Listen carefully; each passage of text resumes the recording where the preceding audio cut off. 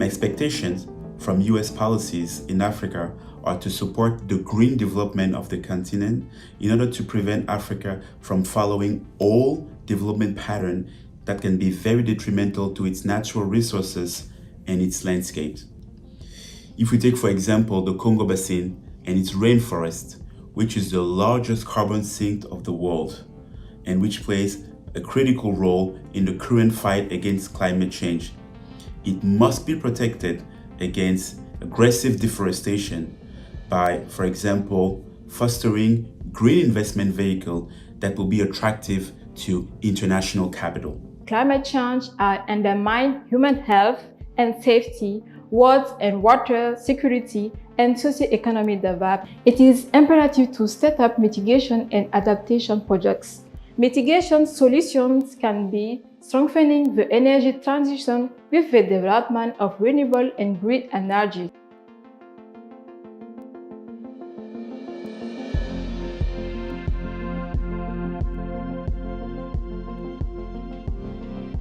My expectations from U.S. policy to Africa is for us to provide a space where women feel comfortable and encouraged to pursue whichever paths they want to in life. I envision a future where African women are not only motivated to further their education and pursue their dreams, but they also feel safe doing so. Furthermore, policymakers who truly understand the change that happened to Africa will refrain from using language such as youth inclusion when it comes to young women and men of Africa. Young women and men of Africa are not the future, they are the present. They need to be not included, they need to be prioritized.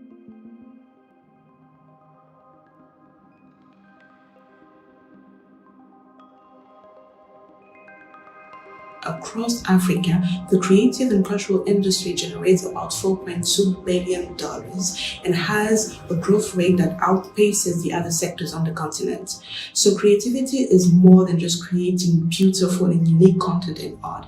It is a real and lucrative business. One of my favorite quotes says, "Africa is not a charity case, Africa is a business case." And by 2030, we know that it is estimated that the US will lose over $160 billion of revenue annually unless it finds more tech talent. To achieve success, the US will also have to work with African governments to strengthen their broadband network infrastructure, because without it, we can't open up an empowered, willing and able labor market of the fastest growing populations in the world, which are mostly African. The US will also have to reignite and make more prominent its relationship with Africa to drive the adoption of outsourcing jobs, tech jobs specifically, that will drive economic growth both in Africa but also within the US.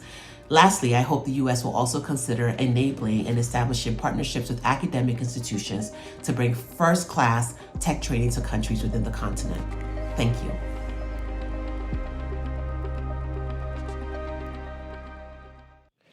Good afternoon and welcome to the Atlantic Council. This is an interesting opening that positions our discussion at an exciting level.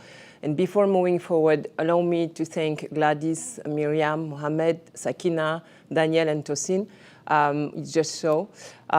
We continue this new series that highlights the youth engagement at the Atlantic Council. African Youth Speaks from Togo to Burkina Faso, Nigeria to Sudan.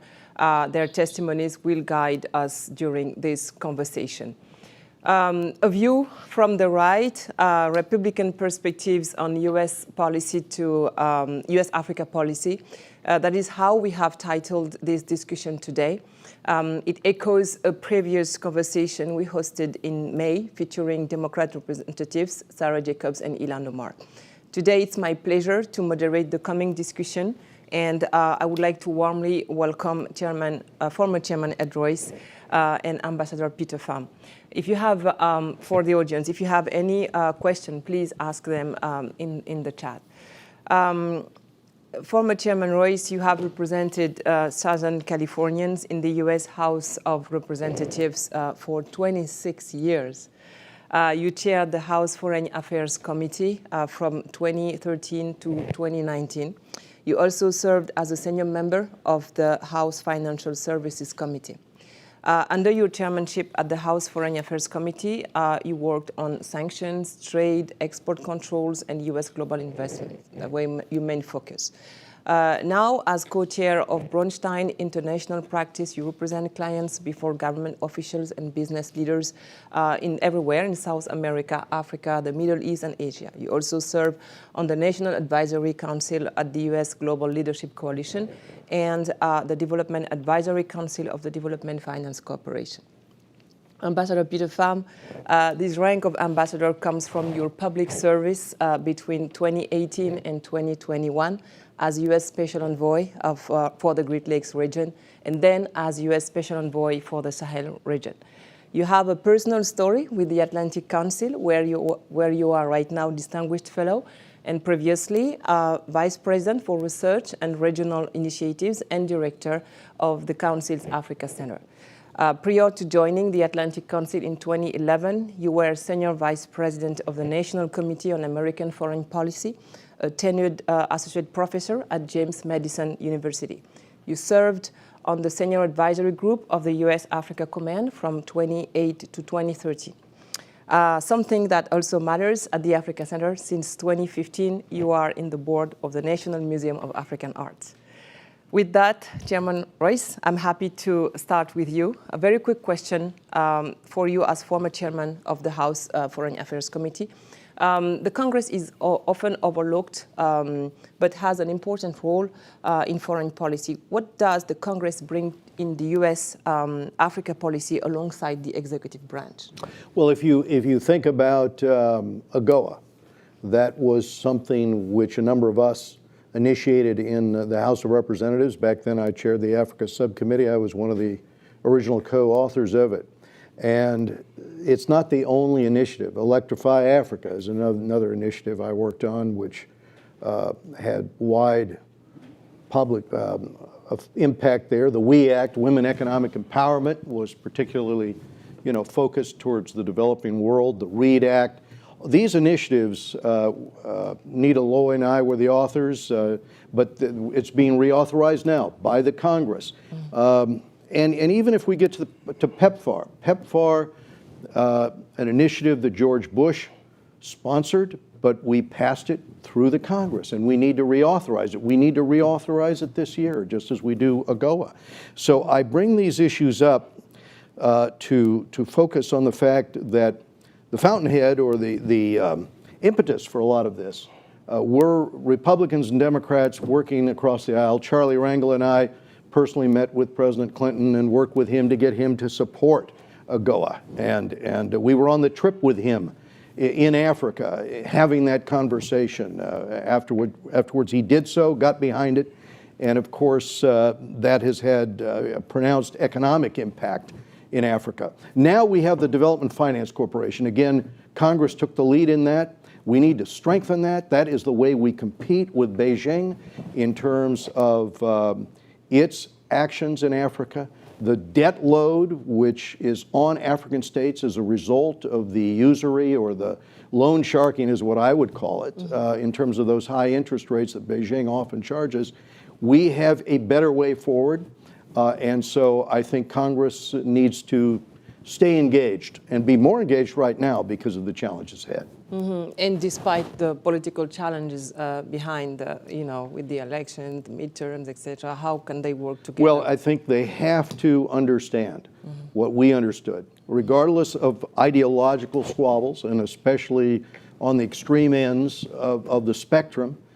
Those who are focused on the fact that in the world beyond America's borders, we have challenges right now with Moscow, particularly the Wagner Group, inside Africa, undermining governments and overturning those governments. And Sudan would be a case in point at the moment, one of many. We have challenges like China undermining and messaging that instead of democracy and human rights, there should be a model, an authoritarian model. We need to offset that, and we need to do that together. Nothing's going to pass the Congress without some bipartisan support. So it's important to bring people together and figure out how we can get people convinced and then move these initiatives. Thank you, Mr. Royce. Ambassador Pham, we will dive into the various topics of discussion, but as a start, in a few words, how would you define the current administration's policy to Africa when you compare with your own experience previously during Donald Trump's presidency? For example, do you see the US-Africa Leaders Summit of December 2022 as a turning point?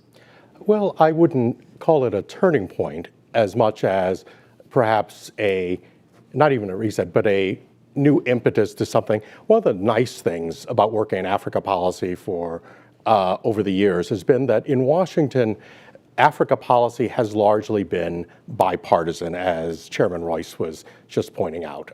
It has enjoyed more or less, unlike almost any other geographic area of the world I can think of, the Middle East, Far East, large bipartisan support. And you find unusual coalitions of people coming together.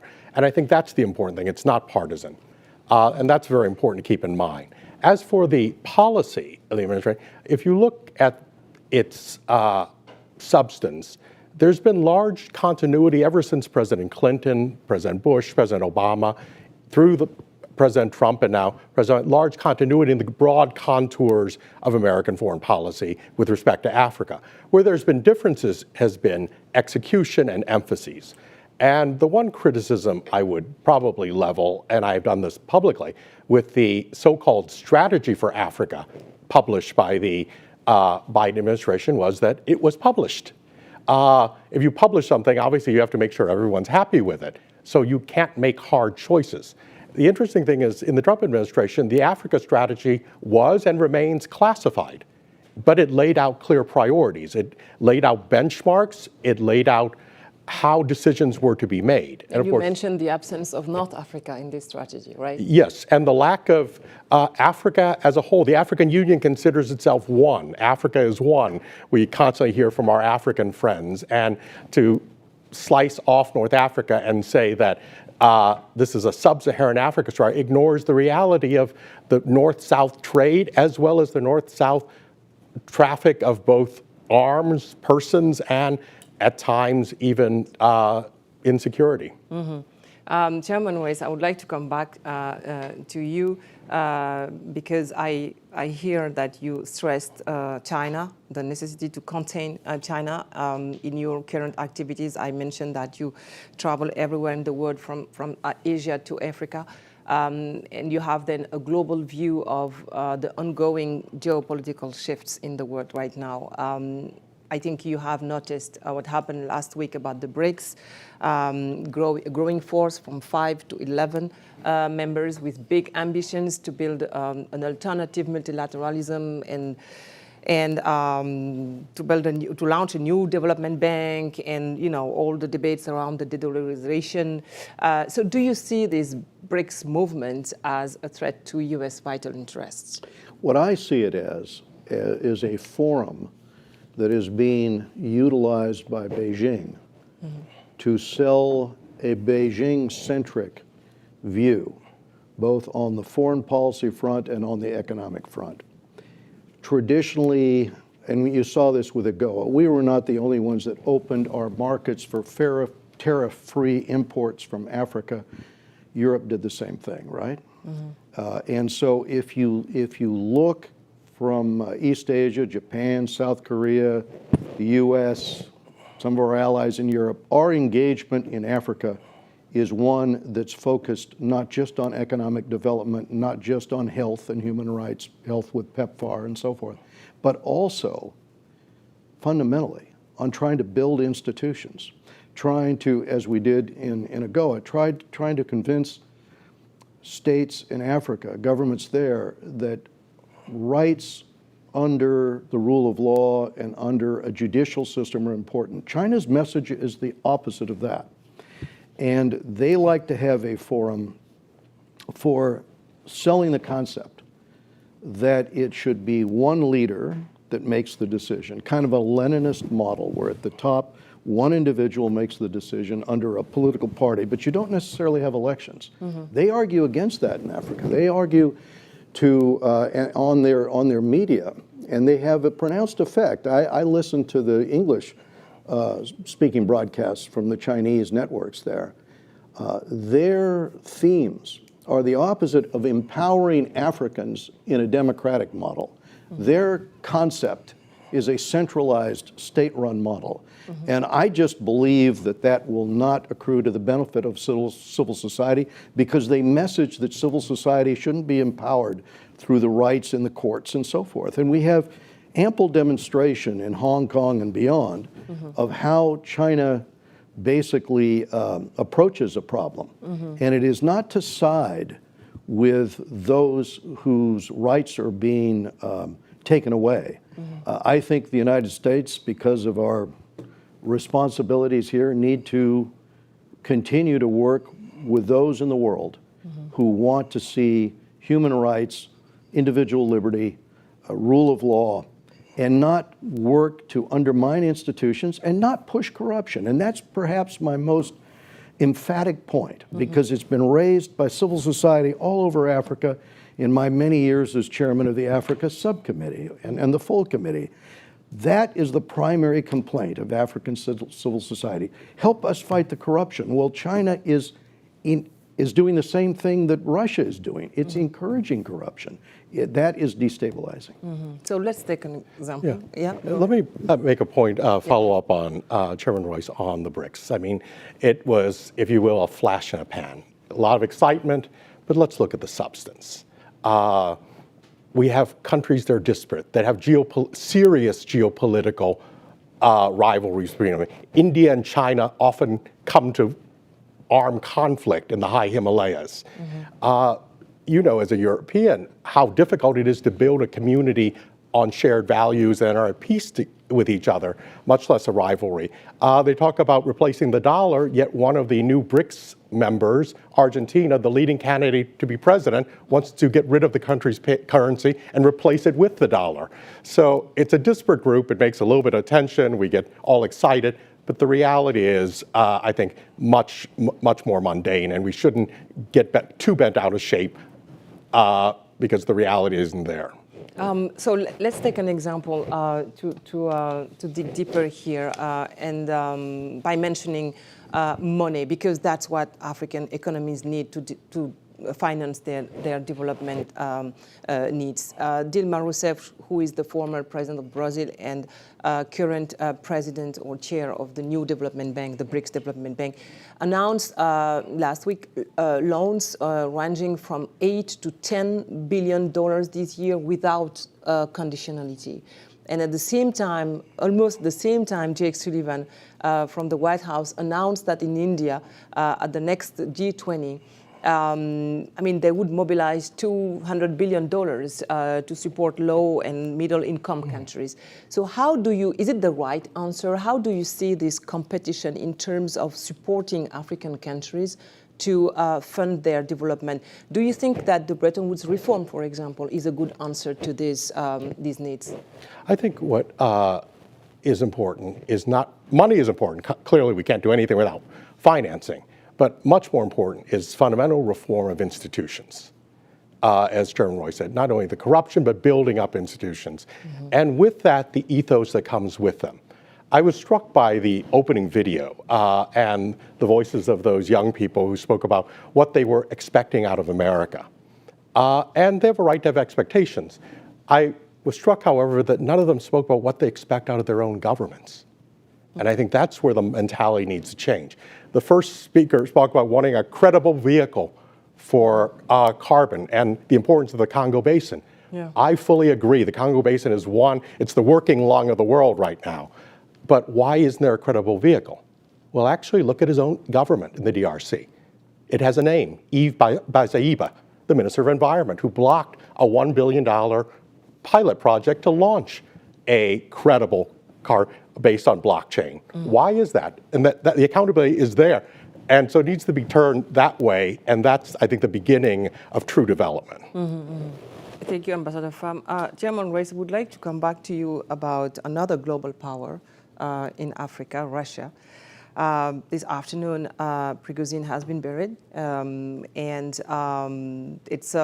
It's a new area for Russia, obviously. Do you think that Prigozhin's death will change something or anything in Russia's influence in Africa? And do you believe in that influence? What I think is that this was official Russian state policy in terms of destabilizing countries in Africa. And one of the benefits that Russia gets out of this, take Sudan for example, is gold. What Russia does is, with the Wagner Group, what they were able to do was to get a hold of a lot of the gold mines. And one of the reasons they're supporting what we used to call the Janjaweed, but the same leader of the Janjaweed is the leader now of this faction that is waging war across Sudan, creating refugees in the hundreds of thousands who flee the borders, and at the same time massacring again many of the indigenous African population in Darfur, just as he did 10 years ago. In this, I took a Nightline camera crew in back then in order to do an expose on an attack that had been orchestrated.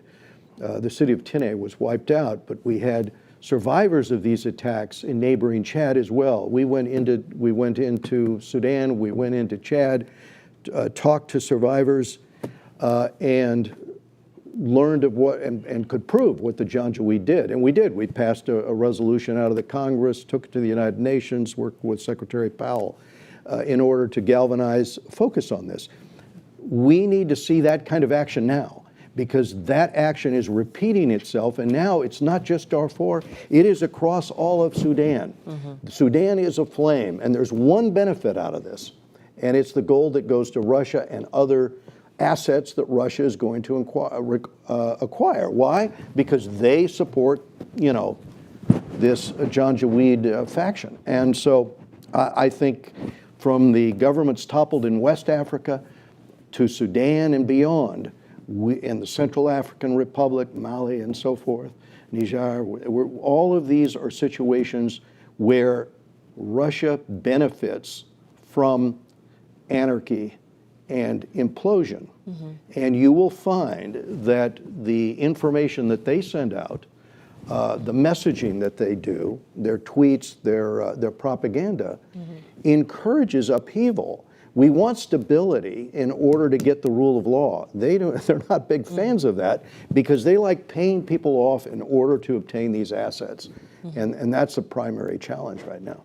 And they're working with China, of course. Yeah, thank you very much. Ambassador Pham, since we are talking about Wagner, and maybe we can have an exchange around the Sahel and what's going on there, Niger specifically. I mentioned at the very beginning of this conversation your previous positions as U.S. Special Envoy for the Sahel. I think you were the first one and the last one, right?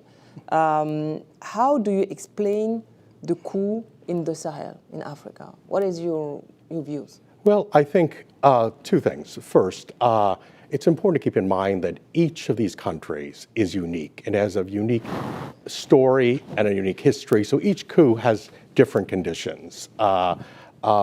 And that's important to appreciate them. Yes, there is a trend, and it's a very troubling trend, and we should be troubled by it. But we have to understand there are individual circumstances that differentiate.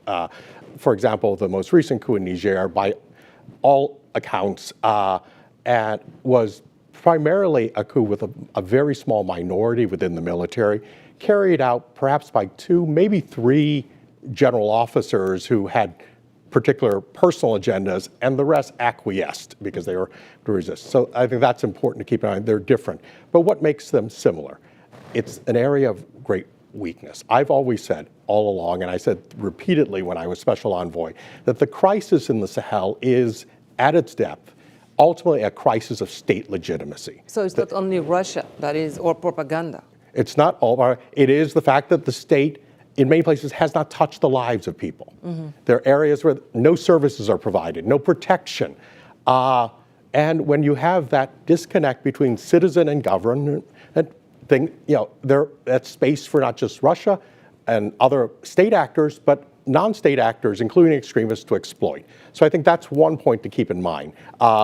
the legitimacy of state. Secondly, I think the point of mine is, although there is a military component to this, and in Niger, one has to say that things were working up until the coup. The fact is, violence for the first half of 2023 is at the lowest level since 2018. There have been reintegration of former fighters, et cetera. A lot of good things, development goals have been met. But at the same time, the military component creates a space, but it has to be filled with something. And this is where, in the case of Niger, I think our European friends bear a lot of responsibility. They essentially persuaded the Nigerian government to try to stop human trafficking across the Sahel. And in doing so, they succeeded in largely clamping down on the traffic that was processing through Niger. But that destroyed an entire local economy based on that. Everything from catering to drivers, et cetera, wasn't replaced with anything. So we had a lot of disaffected people. And I think that is part of the problem. So everything has to come into balance, and that we have to there are no easy solutions. And do you think that military intervention from the ECOWAS, the regional organization in West Africa, could be helpful or efficient in Niger? If it had been done quickly. If it had been done quickly, but not now. It's too late. It's too late. It could have been in the first hours. The coup might have even been reversed. And but at this point, I'm still waiting. This is 2023. I'm still waiting for the ECOWAS's much promised counterterrorism force, which was decided upon in 2019. It's going to be self-financed to $1 billion. Still hasn't materialized. So let's see what this, and they're now trying to put together a standby force, which by definition is supposed to already exist. So there's a lot of it, and so I think one has to be very, very, very careful.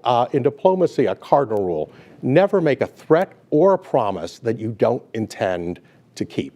And I think that's where ECOWAS has painted itself into a corner, regrettably. Thank you, Ambassador Pham. Chairman Ruiz, a few days or even the day before the coup in Niger, the Congress confirmed the new ambassador, U.S. ambassador to Niamey, who was sent there. What is your analysis of the U.S. policy that seems pretty new in Niger? How do you appreciate the U.S. shift in terms of engaging more in the region? And how do you see the cooperation with the French, the former colonial power in the region? One of the things that I think the United States needs to do in these circumstances is stand on principle. So, for example, and the ambassador and I have talked about this issue years ago, with respect to elections, making sure elections are fair and free. But when they occur afterwards, first of all, make sure you recognize the person that actually won the election, right? And go with civil society on that, and look at the evidence and call balls and strikes as they are. And then second, when you have someone who's duly elected, if there is a coup, I think immediately after the coup, we should have supported ECOWAS at that moment. And the United States did not do that quickly. So if you're asking me my opinion of this, that's my view of when our policy goes astray. I am very encouraged by the chairman and ranking member of the Africa Subcommittee now. I think John James and Sarah Jacobs, both with their focus, and frankly, I think John James is right in terms of his concerns about what China is doing and what Russia is doing in Africa, and especially about, as a result of the consequences of destroying the grain in Ukraine. The prices in Africa for food and fuel became a real challenge. And Sarah Jacobs, with her focus on conflict resolution, is a very important focus to bring to that committee. And the fact that they're committed to working in a bipartisan way, I think that, again, the Foreign Affairs Committee hopefully will be an example, but I would say stand on principle. You're right to mention the war in Ukraine because it has some impacts on the African continent regarding to food insecurity, for example, and especially in the Sahel. I have a question for you here. For the 1-year anniversary of the invasion of Ukraine, 30 African countries voted for a condemnation of Russia, 2 refused to do it, and 22 abstained or did not vote, which is an important part of the African continent, and it is even higher than a year ago, despite the calls of the West to join this effort. Do you understand these votes, and how do you explain them, and maybe what should President Zelensky and the Ukrainian government do to better convince Africans to join their fight against Russia? I think one of the things that people on the ground saw before the invasion and after is the fact that Russia is active with strongman tactics on the African continent. And so as a consequence, they are a threat. Mm-hmm. And at the same time, Beijing has a major role to play in establishing corruption as a way of doing business. And although the international community is trying to do something about this and set higher standards, Beijing's commitment to no standards, as well as their ability to throw their weight around, means that many times they weigh in to try to dissuade governments from casting votes at the UN based on what I would consider principle.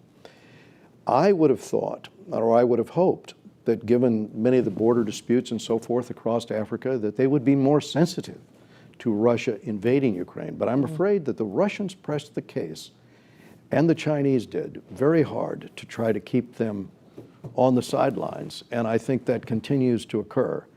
But I think civil society is fairly united across Africa. Mm-hmm. And I think civil society views this as an absolute debacle. And here we are, a year later, and look at the death and destruction, not only in Ukraine, but look at the ramifications of starvation, malnutrition around the world. I think there's an important lesson here. Mm-hmm. Again, going back to standing up for basic commitment to respect borders and not start conflicts. Mm-hmm. And so that's my view. Thank you very much. Ambassador Pham, in May, the president of Ukraine, Zelensky, and President Putin of Russia met with an African delegation of presidents who came to present a peace plan to end the war in Ukraine. Was it a good idea, and what have you thought about this initiative? I think the initiative may have been well-intentioned, but it was not well prepared. Mm-hmm. And it certainly failed to distinguish between the victim and the aggressor. And that's an important distinction that we make, whether it be in a small, a crime that involves 2 individuals or 2 nations. You cannot put the victim on the same level as the person attacking them.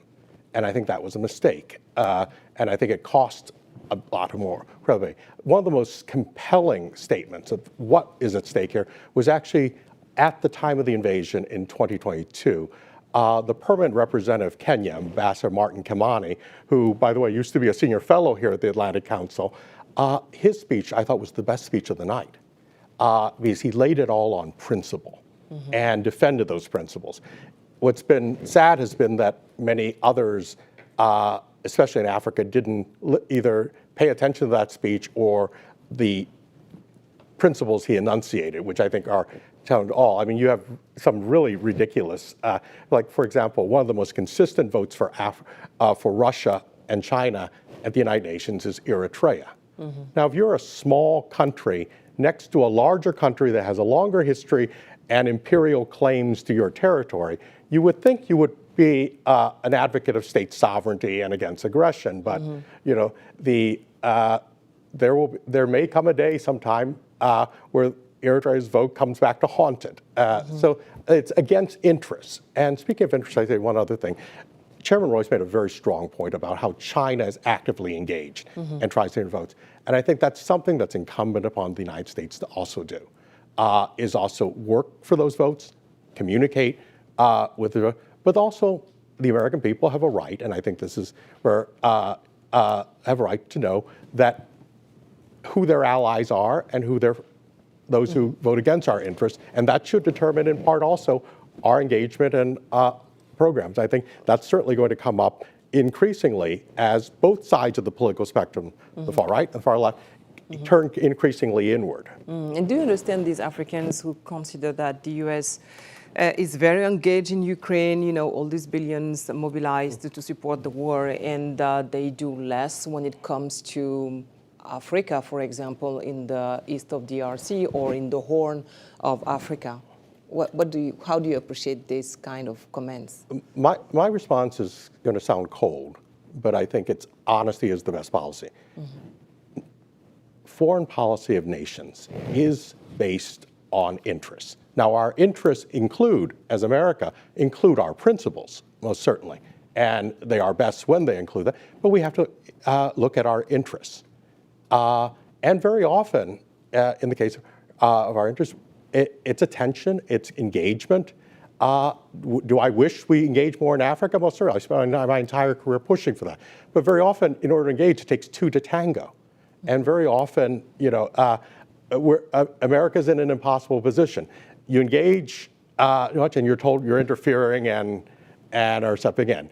You step back, and you're absent. So it's, you know, it's a hard position to be in. But I think it's also the case of African countries to make the case for engagement. And there have been numerous opportunities and missed opportunities in administrations, both Republican and Democratic, where things were on the table and they were left on the table because there wasn't sufficient engagement. So I think it's very easy and facile to say, you know, where is it? You know, I would say, if you want to know where America is, look at the fact that we spent $100 billion, $100 billion, building up the healthcare systems of Africa since, by bipartisan legislation, the PEPFAR was enacted 20 years ago, and the millions of lives saved. No other country can boast of the same record. None of our adversaries put together can do that. And I think that's, you know, where our interests and our values come together.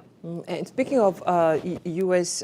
Foreign policy based on interests, do you understand that a country like South Africa, for example, do you understand when President Ramaphosa or Minister Pandor say that they also have their own interests as a nation when they preserve their relations or their ties with Russians, for example, given the historic relationship between the two countries? Well, I'd like to correct their history.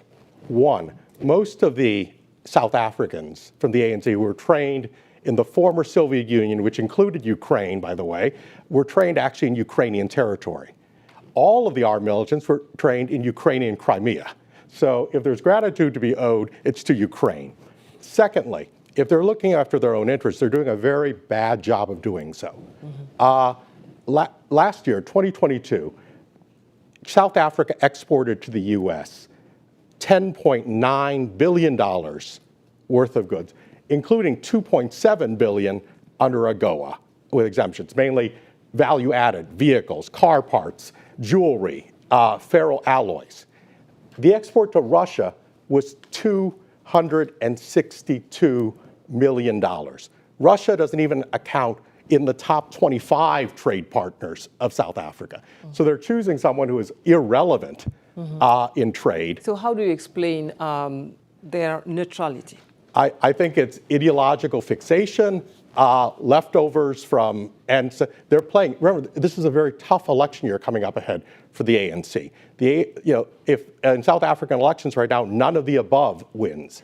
The ANC is possibly going to lose its majority for the first time. So they're playing for their base, and their base is of a certain age. And we can't also discount the fact that the largest single donor to the African National Congress is a sanctioned Russian oligarch. Thank you very much, Ambassador Pham. I would like to come back to Chairman Royce, who mentioned previously another country with a few challenges right now, Sudan. Mohammed, the young activist, mentioned the importance of democracy for his country. And very often, from South Africa to Sudan, the U.S. policy to Africa is about sanctions, and that's what President Biden did when he issued this executive order authorizing sanctions on foreign persons to address the situation in Sudan. What do you think about this policy of sanctions when it comes to protecting democracy? Well, in this case, what you'd want to do is smart sanctions. And instead of focusing on people across Sudan, what you'd want to focus on is the head of the Janjaweed. What you'd want to focus on is Hamati, is the warlord's name. What you'd want to focus on is sanctioning him and his lieutenants. What you'd also want to focus on is putting on sanctions that doesn't allow the gold to be sent back to Russia. But at the same time, you would want to work with the international community in order to suppress the Janjaweed and get the information out. I mentioned earlier the Nightline camera crew that we brought in on one of the CODELs that I led into Sudan, into Darfur. That kind of information and the information that activists like John Pendergrass was able to get out on the ground made an enormous difference because in the first 2 years of what Hamadi did back in a decade ago in Darfur was to murder 200,000 people. And within a couple of years later, it was up to 300,000. I remember the results and trying to get the messaging out and the photographs out of what was happening. So now you have him replaying that same playbook, as I said, now across an entire nation, one of the largest nations in Africa. I think that the international community needs to step in now jointly and at the United Nations. And I hope that this becomes a rallying cry as it did with respect to putting pressure on Bashir back in the day when Bashir was backing this warlord regionally, because he's back in the saddle again, controlling things. And this is a responsibility for the entire international community, but the United States needs to help lead on this. And to do it, we've got to explain to the American public what's happening there too, right? So I think it's a very important issue. Thank you very much. Ambassador Pham, there is another country where democracy is on the line. It's the DRC. I stressed earlier that you have been the U.S. Special Envoy on the Great Lakes. How do you appreciate the situation in the DRC under President Tshisekedi's leadership, and how do you see the next months? Is this country able to organize fair, transparent elections? What is your appreciation about the political situation in the DRC? I think, let's be honest, we came from a very bad place. The scandal of how wealthy the Democratic Republic of the Congo is in its natural resources, how much the world needs the minerals of the DRC to affect the energy transition for new technologies, and yet how little the DRC has to show for it. And this began long before the election of President Tshisekedi, and it began with deals struck during the term of his predecessor, Joseph Kabila, including deals which are being investigated today involving China, the most famous of which was the so-called minerals for infrastructure deal. Heaven knows how much minerals, including cobalt, left the country. But no one can point to any infrastructure. The only infrastructure anyone can point out having been constructed in the deal is one hotel. It's a very nice hotel, but I can't say it's a $6-7 billion hotel. And no one else can point to any infrastructure. So I think there's a lot of that long before. Now, today, things have improved. There is free speech. Many of the secret prisons that exist and are closed. I personally was involved, had the privilege of working to get some of those people freed. There are getting people who are exiled, their passports back. So there's certainly not what was before. There's a vast improvement. Could it be better? Yes, certainly. Today is an interesting day to speak about this because today, finally, ground was broken after 1 decade for the new U.S. Embassy in Kinshasa. It's another sign of America's engagement commitment there. But I think it's a long road. This year, I think elections can be held. They're certainly organized. Will they be perfect elections? I think, if we're honest, there are no perfect elections anywhere. We have our own issues here. But I think can be held if the international community keeps its eye on the ball. And the key is keeping the eye on the ball. That includes election observers. That includes sanctioning those who, as we did in the previous administration, those who interfered with the election process for mass corruption. One of the I have to say highlights, I guess the Germans have a word, Schadenfreude, that I had was announcing sanctions against some of these individuals who foiled the will of the people. Rwanda, how do you appreciate Rwanda's role in the region? Because it's in the, in the discussions right now between the candidates.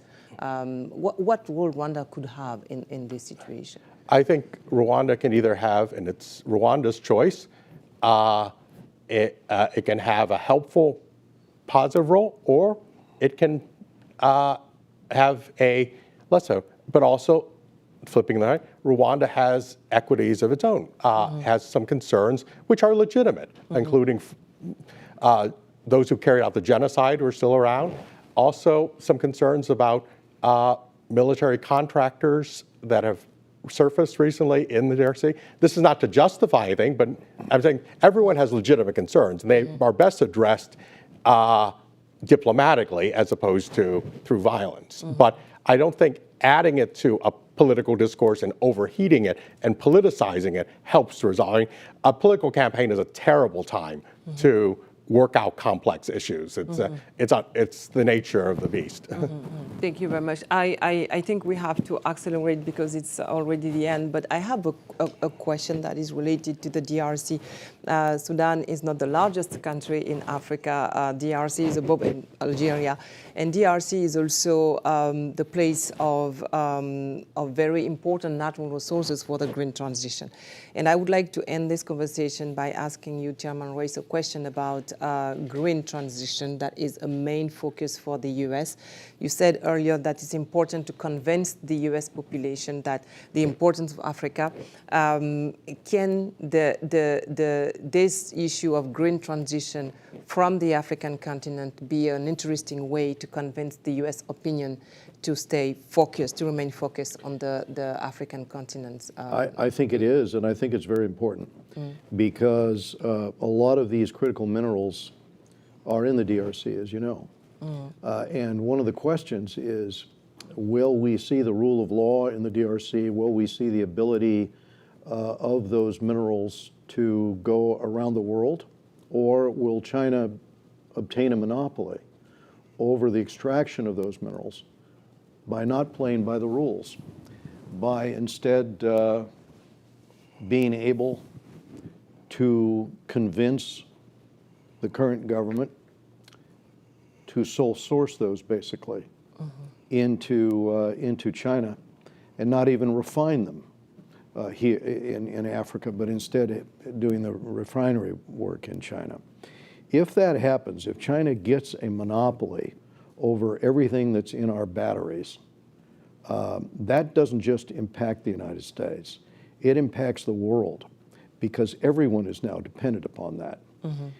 To keep systems free and open, you need the rule of law, you need to fight corruption, and by the way, you need fair and free elections with a willingness to have election observers there to attest and the willingness to empower your own civil society to oversee those elections. All of these things are partially an antidote to what Beijing is doing with malign intent with respect to a lot of their conduct on the African continent. I've seen that conduct firsthand, and that's why I get agitated about it.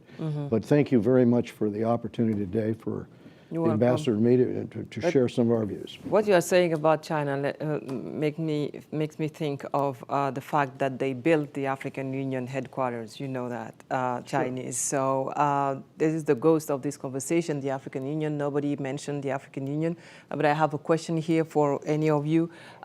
Should the U.S. focus on organizations like the African Union or engage in direct diplomacy? What do you think? Yes. Yes. Absolutely. The African Union matters to you? I've engaged with the African Union myself. I've gone to their I have as well, and conventions. I'd add another plug. We've had a very qualified nominee career diplomat waiting for over a year to be confirmed as ambassador to the African Union, Stephanie Sullivan. So here's a plug for moving that one forward. Thank you very much. So I think it's time to wrap up this exciting conversation. Thank you, Chairman Royce. Thank you, Ambassador Pham. It was a pleasure and an honor to have you talk about Africa and exchange very important views. So come back whenever you want. And Peter, you know that the Atlantic Council is your home. About our audience, just would like to say that we are going to host an event in 2 days, August 31st, here at the Council about the events in Niger. So stay tuned and talk soon. Thank you very much. Thank you. Thank you. Thank you very much.